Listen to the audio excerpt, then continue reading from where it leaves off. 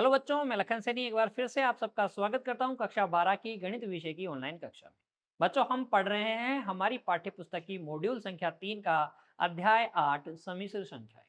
आज भाग 2 में बच्चों हम सीखेंगे सम्मिश्र संख्याओं की संयुग्मी सम्मिश्र संख्याएं किसे कहते हैं, कैसे इनको ज्ञात किया जाता है। आपको हमेशा की तरह अपनी नोटबुक और पेन लेके बैठना है बच्चों।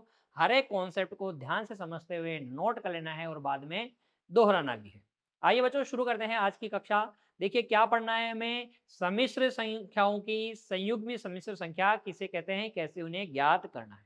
तो उसके लिए सबसे पहले देखो, संयुग्मी सम्मिश्र संख्या किसे कहते हैं और होती क्या है ये। माना z बराबर a प्लस बी आयोटा आपके पास क्या है, कोई सम्मिश्र संख्या है, तब इसकी संयुग्मी सम्मिश्र संख्या को बच्चों z बार के द्वारा निरूपित करते हैं। z बार द्वारा निरूपित किया जाता है और z बार बराबर होता क्या है, a माइनस बी आयोटा होता है। कहने का मतलब ये है कि अगर सम्मिश्र संख्या a प्लस बी आयोटा है ना, तो इसकी संयुग्मी सम्मिश्र संख्या क्या होगी, a माइनस बी आयोटा। यानी कि सिर्फ हमें इस काल्पनिक भाग का चिन्ह चेंज कर देना है।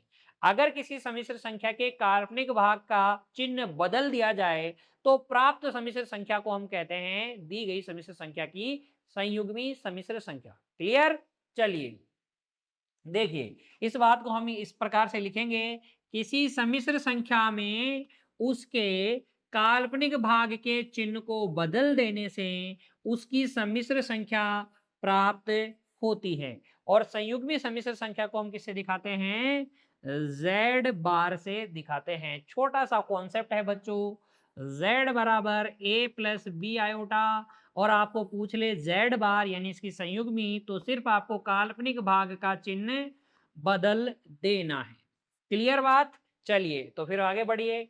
यहां पर देखिए, अब हम देखेंगे सम्मिश्र संयुग्मियों के गुण। पहला गुण क्या है, यदि z एक वास्तविक संख्या है बच्चों, तो वास्तविक संख्याओं का संयुग्मी सम्मिश्र संख्या वास्तविक संख्या वो स्वयं ही होती है। अर्थात एक वास्तविक संख्या का संयुग्मी स्वयं वह संख्या ही होती है। आप उदाहरण के लिए देख सकते हैं बच्चों, मान लीजिए z बराबर क्या है, 5 है। तो अब आपको चिन्ह संयुग्मी प्राप्त करने के लिए चिन्ह किसका चेंज करना है, काल्पनिक संख्या का। काल्पनिक संख्या है ही नहीं, यानी कि वो क्या है, जीरो आयोटा है। तो जीरो का कोई साइन होता ही नहीं है, प्लस का जीरो भी जीरो, माइनस का जीरो भी जीरो। आप लिख सकते हैं z को 5 प्लस जीरो आयोटा, तो z बार बराबर हो जाएगा 5 माइनस जीरो आयोटा, यानी कि अगेन ये क्या हो जाएगा, 5 ही हो जाएगा। तो हम कहेंगे कि z किसके बराबर होगा, z बार के बराबर होगा।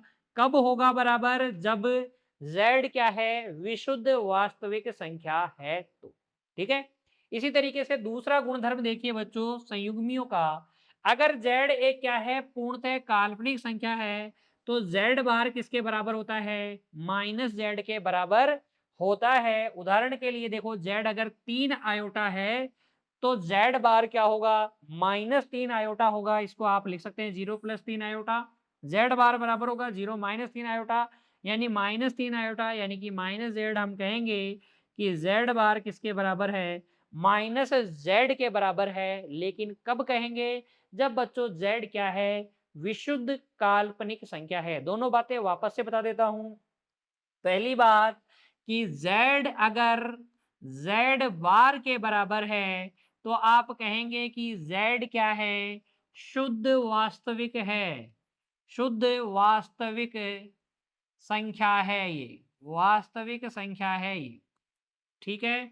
और अगर z बार बराबर माइनस z है, तो आप कहेंगे कि z शुद्ध काल्पनिक संख्या है। कैसी है, काल्पनिक संख्या है।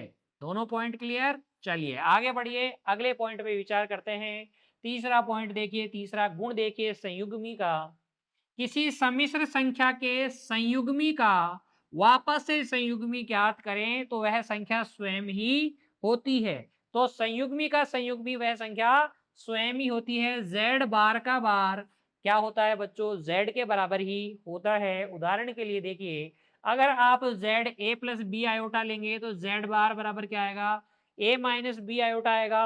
और इसका वापस से मैं संयुग्मी ज्ञात करूँगा, तो ये क्या आएगा, इसका चिन्ह बदलना है तो वापस से वह संख्या a प्लस बी आयोटा ही आ जाएगी। हम कहेंगे कि संयुग्मी का संयुग्मी वह संख्या स्वयं ही होती है। क्लियर? संयुग्मी किसे कहते हैं? कैसे पता करेंगे? और संयुग्मी के गुणधर्म क्या-क्या हैं बच्चों? ये तीनों बातें आपको क्लियर होनी चाहिए। आगे देखिए, अब हम हल करेंगे हमारी पाठ्य पुस्तक की उदाहरण संख्या 8 कि अध्याय 8 की उदाहरण संख्या 4 को बच्चों देखिए, क्या कहा गया है, निम्नलिखित सम्मिश्र संख्याओं में से प्रत्येक का संयुग्मी ज्ञात कीजिए।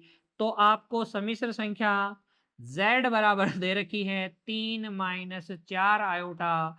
तो z बार आपको निकालना है, सिंपल है, माइनस 4 आयोटा की जगह क्या लिख देंगे, प्लस 4 आयोटा। तो ये हो गए संयुग्मी। फिर देखिए आगे, भाग बी, इसमें आपको दे रखी है z बराबर 2 प्लस आयोटा का स्क्वायर।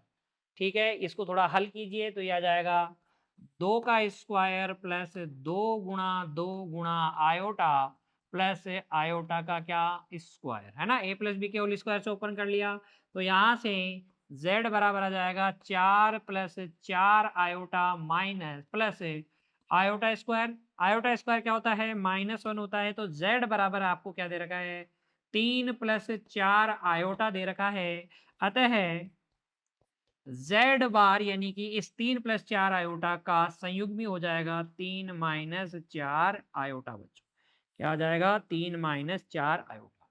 इस तरीके से आप संयुग्मी सम्मिश्र संख्या ज्ञात कर सकते हैं। बड़ा ही आसान है बच्चों। z बराबर a प्लस बी आयोटा है, तो z बार बराबर क्या होगा, a माइनस बी आयोटा। सिर्फ आपको काल्पनिक भाग का चिन्ह चेंज करना होता है। आज की कक्षा में बच्चों इतना ही। मिलेंगे अगली कक्षा में एक और नए कॉन्सेप्ट के साथ। तब तक के बच्चों आप पढ़ते रहिए, अपने स्वास्थ्य का ध्यान रखिए, खुश रहिए बच्चों। धन्यवाद।